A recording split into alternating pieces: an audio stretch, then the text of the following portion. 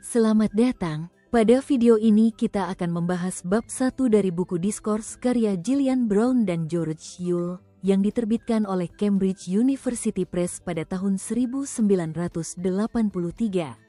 Bab ini berjudul Pendahuluan, Bentuk dan Fungsi Bahasa. Sebelum kita mulai, berikut tujuan pembelajaran video ini. Setelah menonton, kamu diharapkan mampu menjelaskan pengertian analisis wacana, membedakan fungsi transaksional dan interaksional, mengidentifikasi perbedaan bahasa lisan dan tulis, menjelaskan konsep data, keteraturan, dan konteks, serta memahami bahasa sebagai proses komunikasi yang dinamis. Berikut pokok materi yang akan kita bahas: pengantar analisis wacana, fungsi bahasa, perbedaan bahasa lisan dan tulis, konsep kalimat dan ujaran. Mari kita mulai. Satu, pendahuluan. Apa itu analisis wacana? Disinilah letak perbedaannya. Jika ahli linguistik formal memusatkan perhatian pada sifat-sifat formal bahasa, maka penganalisis wacana berkewajiban menyelidiki untuk apa bahasa tersebut dipakai. Disinilah letak perbedaannya. Jika ahli linguistik formal memusatkan perhatian pada sifat-sifat formal bahasa, maka penganalisis wacana berkewajiban menyelidiki untuk apa bahasa tersebut dipakai. 2. Fungsi bahasa, transaksional dan interaksional. Brown dan Yule memperkenalkan dua fungsi utama bahasa.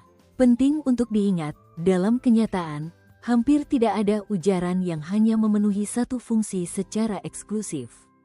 Keduanya hampir selalu hadir bersama. Fungsi transaksional adalah ketika bahasa dipakai untuk menyampaikan informasi faktual. Yang terutama dipikirkan pembicara atau penulis adalah apakah informasi tersampaikan dengan efektif? Kegagalan menyampaikan pesan secara tepat bisa berakibat buruk dalam kehidupan nyata. Contohnya, dokter yang memberitahu perawat cara memberikan obat, atau ilmuwan yang mendeskripsikan sebuah eksperimen. Semua itu adalah penggunaan bahasa secara transaksional, fokus pada penyampaian informasi yang tepat dan jelas. Fungsi interaksional melihat bahasa sebagai alat untuk memantapkan dan memelihara hubungan sosial.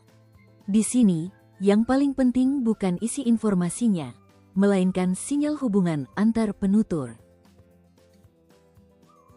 Menarik, dua orang asing di halte bus saat cuaca sangat dingin.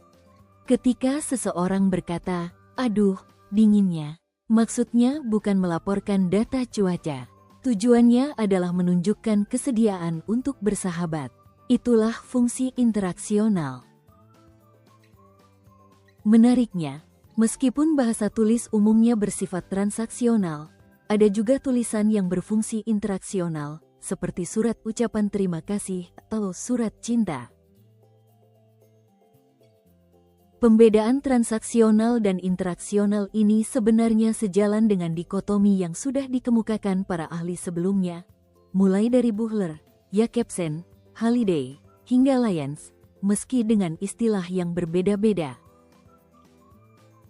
3. Bahasa lisan vs bahasa tulis. Perbedaan bahasa lisan dan tulis.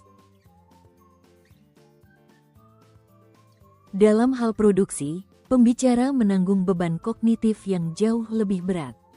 Ia harus memantau apa yang baru saja dikatakannya, mengucapkan dan memantau kata-kata yang sedang diucapkan, sekaligus merencanakan ujaran berikutnya dan memantau penerimaan pendengar. Semua dilakukan secara bersamaan, tanpa rekaman permanen.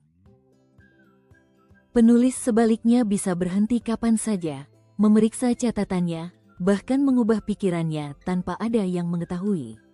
Namun penulis tidak dapat memperoleh umpan balik langsung, ia hanya bisa membayangkan reaksi pembacanya. Brown dan Yule mendefinisikan teks sebagai rekaman verbal tindak komunikasi. Untuk teks tertulis, mereproduksinya tidak cukup hanya menyalin kata-katanya saja. Konvensi tanda baca, ejaan, tipografi, dan susunan paragraf juga bagian dari teks itu sendiri. Contoh menariknya adalah ejaan khas dalam Winnie the Pooh. Jika ejaan unik itu distandarkan, makna yang ingin disampaikan pengarang akan hilang sepenuhnya. Ini membuktikan bahwa manipulasi medium tulis adalah bagian dari teks itu sendiri. Konsep teks menjadi jauh lebih kompleks dalam bahasa lisan. Penganalisis wacana biasanya merekam suatu peristiwa komunikasi, lalu membuat transkripsi. Namun perlu disadari, transkripsi itu sendiri sudah merupakan sebuah penafsiran, bukan representasi netral dari bahasa lisan.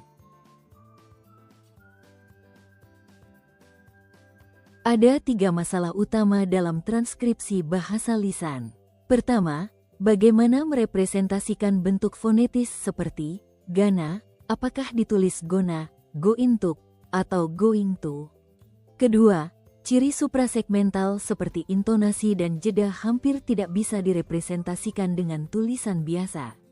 Ketiga, ciri khas pembicara seperti usia dan status biasanya tidak tercatat dalam transkripsi standar. Dalam kehidupan sehari-hari pada masyarakat Melek Aksara, wicara terutama dipakai untuk menjalin dan memelihara hubungan antar manusia, fungsi interaksional.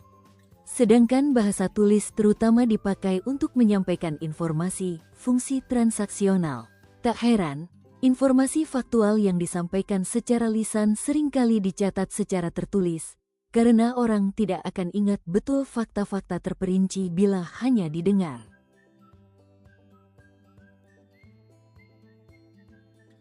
Berikut perbedaan bahasa pada sintaksis.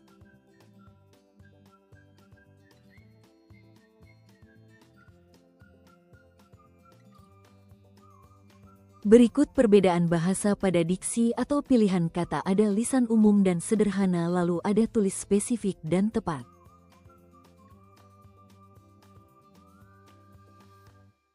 Brown dan Yule merangkum perbedaan bentuk antara bahasa lisan dan tulis. Dari segi sintaksis, bahasa lisan cenderung tidak terstruktur dengan kalimat tidak lengkap, sedangkan bahasa tulis terstruktur rapi. Dari segi diksi, bahasa lisan menggunakan kata-kata umum, sedangkan bahasa tulis lebih spesifik. Dalam bahasa lisan juga banyak ditemukan pengisi ujaran seperti dan you know yang sama sekali tidak ada dalam bahasa tulis.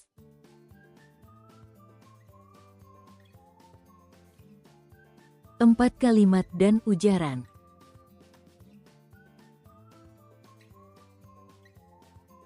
Brown dan Yule mengusulkan pembedaan antara ujaran sebagai ciri khas bahasa lisan dan kalimat sebagai ciri khas bahasa tulis. Mengacu pada Lyons, mereka juga membedakan kalimat teks dari kalimat sistem yang hanya muncul dalam deskripsi gramatikal. Terdapat perbedaan mendasar dalam jenis data yang digunakan. Ahli gramatika seperti Chomsky menggunakan kalimat buatan hasil introspeksi pribadi yang dipisahkan dari konteks. Penganalisis wacana sebaliknya menggunakan data bahasa nyata, rekaman pita, teks tertulis, percakapan autentik yang mungkin mengandung keraguan-raguan dan bentuk non-standar. Brown dan Yule tegas, mereka akan menghindari metodologi yang bergantung pada data yang disterilkan dari konteks. Ahli gramatika mencari kaidah yang 100% benar, sementara penganalisis wacana mencari keteraturan. Penganalisis wacana lebih tertarik pada keteraturan, bukan kaidah absolut. Seperti yang dikutip dari Giffon, apa perbedaan komunikatif antara kaidah yang 90% tepat dan yang 100% tepat? Dalam psikologi, hampir tidak ada. Sistem yang 90% tepat sudah sangat efisien. Brown dan Yule membedakan 3 pandangan terhadap bahasa. Pertama, kalimat sebagai objek ala Chomsky yang memperlakukan bahasa sebagai objek statis tanpa konteks. Kedua, teks sebagai produk yang ada penuturnya tapi hanya menganalisis hasil jadinya. Ketiga, dan inilah pandangan buku ini, wacana sebagai proses yang fokus pada bagaimana pesan diproduksi, dikomunikasikan, dan dipahami oleh penerima. Brown dan Yule menegaskan bahwa analisis wacana tidak dapat mengabaikan konteks. Setiap pendekatan linguistik yang melibatkan pertimbangan kontekstual masuk dalam bidang pragmatika. Dalam analisis wacana, kita memperhatikan benar-benar apa yang dilakukan orang-orang yang memakai bahasa dan menjelaskan ciri bahasa sebagai sarana dalam apa yang mereka lakukan. Inilah inti dari bab 1. Penganalisis wacana memperlakukan datanya sebagai rekaman suatu proses dinamis, di mana bahasa digunakan sebagai alat komunikasi dalam sebuah konteks oleh pembicara atau penulis untuk mengekspresikan berbagai makna dan mencapai tujuan. Berdasarkan data itulah penganalisis berusaha menjelaskan keteraturan bahasa yang digunakan orang untuk mengkomunikasikan maksud dan keinginan mereka. Terima kasih sudah menyimak video ini. Semoga materi bab 1 dari buku Diskurs Analisis karya Brown dan Yule dapat dipahami dengan baik. Sampai jumpa di video berikutnya.